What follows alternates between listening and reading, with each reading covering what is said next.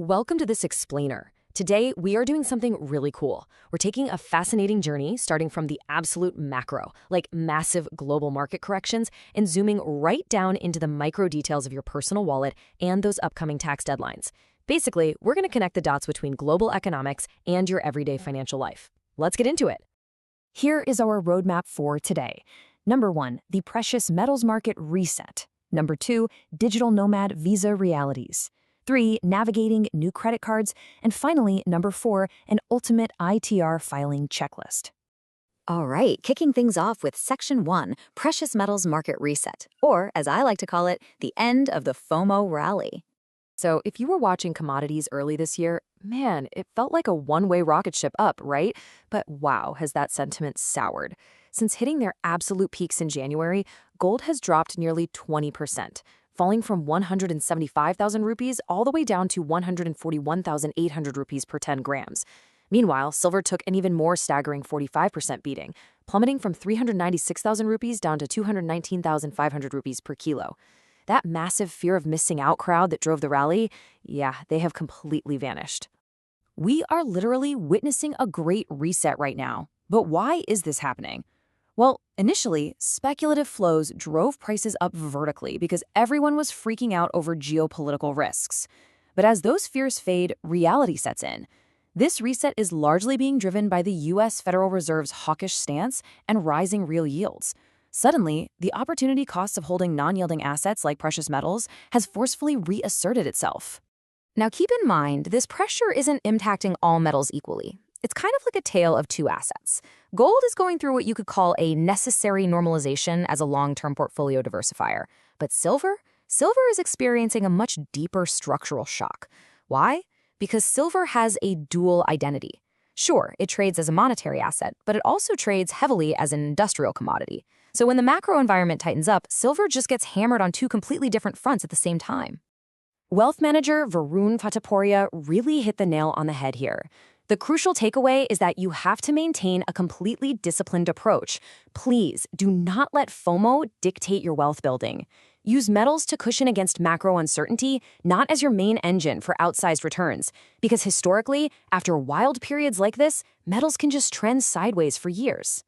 Okay, moving right along to Section 2, Digital Nomad Visa Realities, Mobility versus Taxation.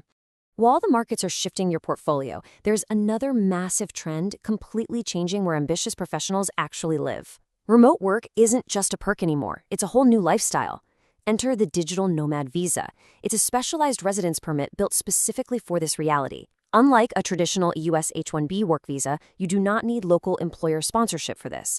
That makes it incredibly accessible for Indian software pros, startup founders, online educators, and consultants who just want to live abroad while keeping their current income streams. You can definitely see the appeal, right? You get international mobility, better infrastructure, and a totally new lifestyle. And the best part is, you don't need to drop multi-cores on a golden visa to get it. But there are strict boundaries. Generally speaking, you cannot take local jobs in the host country. That means you absolutely must have a stable, verifiable remote income before you even think about packing your bags. The sheer variety of destinations fighting for nomads right now is staggering. Spain and Portugal are wildly popular among Indians. Spain even has a really cool carve-out that lets you earn up to 20% of your income from local clients.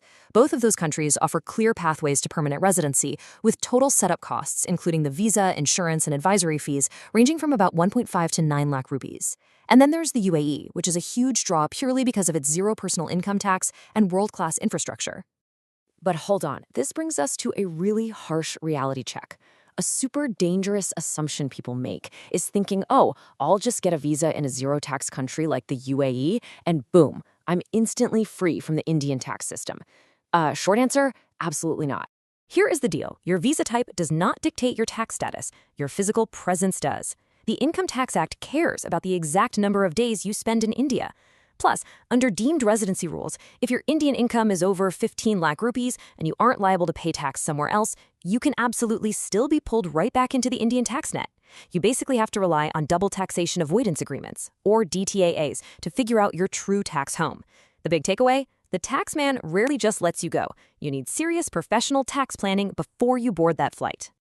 Let's bring it back home for Section 3, Navigating New Credit Cards, from payments to financing.